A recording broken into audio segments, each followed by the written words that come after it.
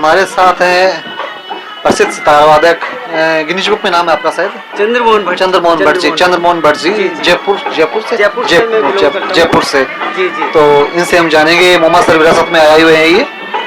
हाँ जी चंद्रमोहन जी, थोड़ा सा अपना परिचय दीजिए। हाँ देखिए, मैं एक जयपुर में भट्ट परिवार से बिलोंग करता हूँ मैं, और हमारा परिवार करीब 300 साल से इस फील्ड में कर रहा है। जो 300 साल से हमारे परिवार में ये संगीत का प्रचार और प्रसार कर रहा है। हम तेलुगु ब्राह्मण हैं और साउथ से माइग्रेट होके आए। तो शुरू में राज परिवार हुआ करते थे, तो मेरे परदादा, उनको राज परिवार ने कहा कि भाई आप, थोड़ा सा गाना आता था उनको, क्या आप गाने बजाने का काम करेंगे मेरे राज परिवार में। तो ये परंपरा शुरू हुई। तो वो ऐसा वरदान हुआ राज परिवार से कि उनकी पीढ़ियाँ संगीत में आ गई। तो मेरे पिता पंडित शशि मोहन जी भट्ट सितार वादक और गायन में परंपरा हमारे यहाँ हुई, और मैं चौथी पीढ़ी में सितार वादन कर रहा हूँ। और मेरे सारे स्टूडेंट जो स्कूल कॉलेज में पढ़ते हैं, और ये महिलाएं जो है ना, जो अच्छी इनमें से उद्यमी है, कुछ आर्ट के टीचर हैं, वो लोग संगीत से जुड़ाव है। और सितार जैसे कठिन वाद्य को मैं कोशिश कर रहा हूँ कि प्रचार प्रसार हो।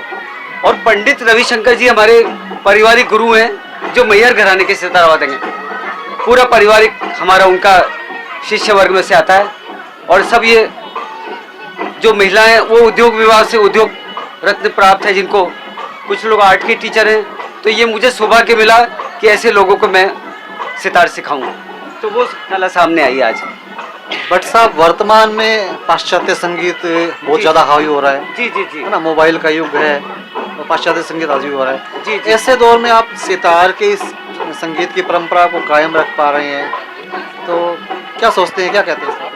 हाँ देखिए, ये प्योर क्लासिकल वाद्य सितार, लेकिन मेरा प्रयत्न ये रहता है कि उस माध्यम से मैं सब तरह की चीजें सामने आए लोगों के।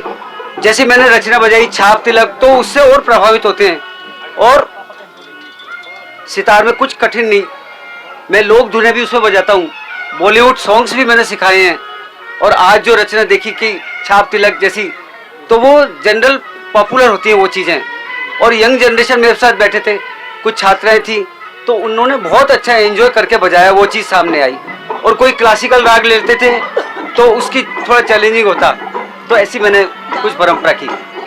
एक चीज़ पूछना चाहूँगा कि जो अपना लोक संगीत है, सितार है, या जो भी अपने पारंपरिक संगीत है, जी जी जी, इसको लेके कभी भी हमने ये नहीं देखा कि किसी सरकार से किसी मांग को लेके, है ना, कोई संगीतकार कहीं धरने पे बैठा हो, प्रदर्शन पे बैठा हो। जी जी जी। हर मतलब आजकल हर लोग धरने प्रदर्शन में बैठते हैं, लेकिन कहीं भी मैंने ऐसा नहीं देखा कि कोई संगीतकार ने किसी मांग को लेके वो धरने पे बैठा हो। हाँ इसकी हाँ, क्या वजह है? ये देखिए, जो संगीतकार हैं, उनके जो गुरु, वो ऐसा उनको शुरू से ऐसी प्रेरणा देते हैं कि पहले आपको अपना काम करना है, अच्छा रियाज करना है, और घंटों रियाज करने के बाद कुछ परिणाम मिले चाहे नहीं मिले, तुम अपने रियाज करते रहो, फल की चिंता मत करो। तो सच्चे गुरु जो है ना, उनकी प्रेरणा से कुछ कलाकार बनते हैं, तो उनको वही सब है कि भाई अपने काम करते रहो।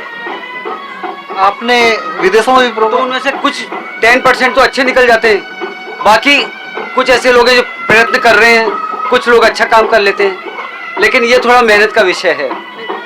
कभी आपकी ऐसी अपेक्षा नहीं रहती कि भाई हमें सरकार से कोई सहयोग मिले, संगीत को बढ़ावा देने के लिए सहयोग मिले?